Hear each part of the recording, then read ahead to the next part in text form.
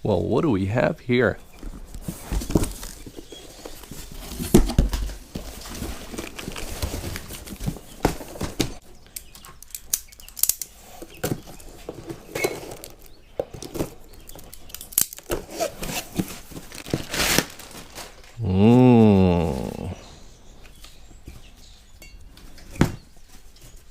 Hi chickies, how are you? Greetings guys, and thank you for tuning in to another video. In today's video we're going to be installing drilled and slotted rotors on my wife's SUV. Now why, you may ask? Well, a couple of reasons. So first and foremost, her brakes are actually really bad on the car at the moment and they just need to be replaced. Number two, when I was obviously shopping for parts to replace them, I found out that these guys are really not much more expensive than purchasing obviously regular rotors, and these are from R1 Concepts from Amazon, and they're actually a good price. And number three, I was like, you know what, cool factor.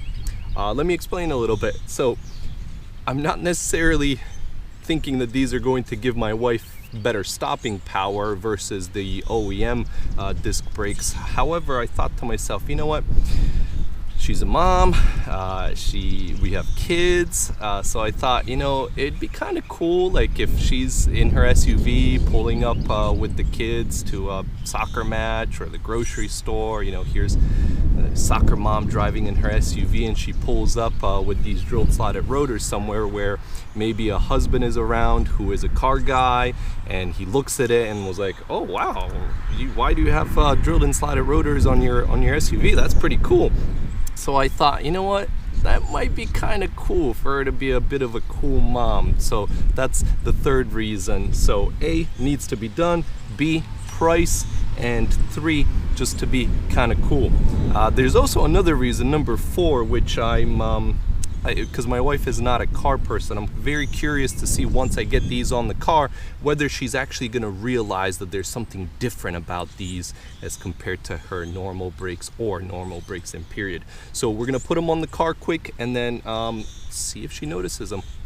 Now whenever you're doing slotted rotors, they do have specific orientations, so take a look at the box, see which one's the R and the L, and then what I typically do so that you don't get confused is I just actually will mark it down. So take a Sharpie, put a little R on there so that way you know what is what, because not all of them go in the same directions. There's particular models, they might orient one way versus another way in terms of their rotation, and all of that depends on how the venting is inside. So that's why I always just jot it down just to make sure that we do it properly. Obviously the first thing to do is to get the car up in the air and get the wheel off. Replacing rotors and brake pads is fairly simple. If you want more detailed instructions, check out my 350Z video on the channel where I replaced the seized brake caliper. Basically, we just have to get the brake caliper off. So we have two slider pins, top and bottom, that need to come out to get the actual piston off. And then the bracket, same thing, there's going to be a bolt up top and on the bottom to get the bracket off. The caliper and bracket need to come off so that we could put the new rotor on and then put the new brake pads in. The caliper and the bracket are off, so they're now out of the way. The size for the bolts for the bracket were 17 millimeter, and then the size for the bolts for the caliper that go into the slide pins were a 14 millimeter. Next, we just got to get the rotor off. Now these do tend to seize up on here really good. So how do you get them off? You really just have to bang the crap out of it with a hammer or something like that and just get the rotor off. Obviously this is getting thrown away, it's not being saved, so we don't really care too much about damaging it. With everything out of the way, this is a good opportunity to take a wire brush if you have one and just clean everything up. Also a good opportunity to take a look and inspect all your other components, your ball joint and other things, just to make sure that everything is proper, obviously, and doesn't need replacement. When putting the new rotor on, I like to put some grease here on the hub so that you don't get any sort of seizing issues in the future. So I just use a little multi-purpose and you just put it all around.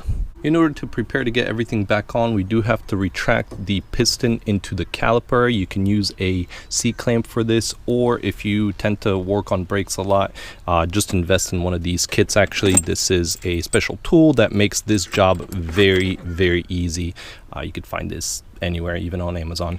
Bracket is back on, new rotor is on, new brake pads are on, and then obviously when you purchase brake pads, almost 99.999% of the times they come with new retainer clips, so make sure you put the new retainer clips on, not the old ones.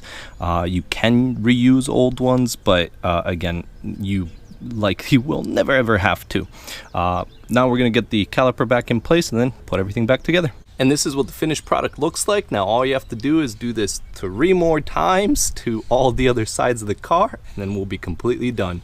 So when doing the rears on the Mazda CX5 or any other newer Mazda, the brake caliper has this cross design thing in the piston inside, so you actually really do need the special tool that I was referring to earlier. A C-clamp is not really going to work well in pushing that back, so this is the tool that would end up going in here, and then you use that to basically turn and then get that to go back inside. Okay, so the rear caliper was really stuck on there, so I could not hammer it off. So the way to take it off when it's seized like that is some rotors have these little holes in here. If you've ever wondered what they are, they're actually threaded. So all you have to do is find a bolt that fits in here and then basically tighten it up until this pushes, obviously on the opposite side, on the inside, to be able to pop it out. So that's what I had to do for this rear one. Now, apart from them looking cool, what's the purpose of drilled and slotted rotors? Well, to non-car people, you could just let them know that it allows for better braking power, so they'll stop better. Now, if you want to know the kind of details about it, fairly simple. Basically, the holes help with heat dissipation because obviously there's so much heat built up here, so that's going to help from the heat perspective. The slotted portions do help with a little bit of more grab due to the extra friction created, but apart from that, the space in here allows for gases to escape as the rotor is going around and the brake pad is being squeezed. Because the brake pad material being squeezed onto the metal, the friction created there creates actually gases that need to be released, and this helps actually release those gases. So those are the reasons behind the actual drilled slotted rotors. What do you think? It looks very rusty. What part? Oh, the inside. But this looks very nice. Do you notice anything different about these ones than the ones you had before? No, they look new. Nothing different?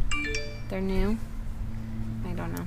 No? Nothing stands out to you that might look weird or strange or different? No, I don't know what the other ones look like. These holes in these? Yeah? The other ones don't have that. So what do? They make you stop better. Hmm. Thank you. It is officially all finished, so let me walk you around, just show you. So here is the front and the rears. Pardon for the condition of the car. It is very dirty, so it does need to go to the car wash. In any case, thank you so much for watching, guys. I hope you enjoyed this video. For those of you that watch this video, particularly because you are doing brakes on your own Mazda, I hope the video was beneficial to you. I hope you learned something. If there's anything at all, please just drop a line down below and I'll be sure to get back to you, and I'll see you guys soon.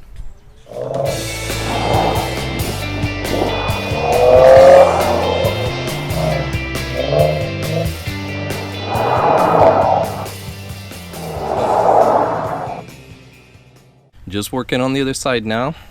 You gonna tell him? If you when you're working with car parts and something's connect together, like Stuck together, seized together. Seized together, and you can also use this to unstuck it. So like that. And what about this? You really like that? Why do you really like that? Because it's magnetic. And it helps you do what? Organize the bolts. That's right, so that we don't lose any, right? That's right.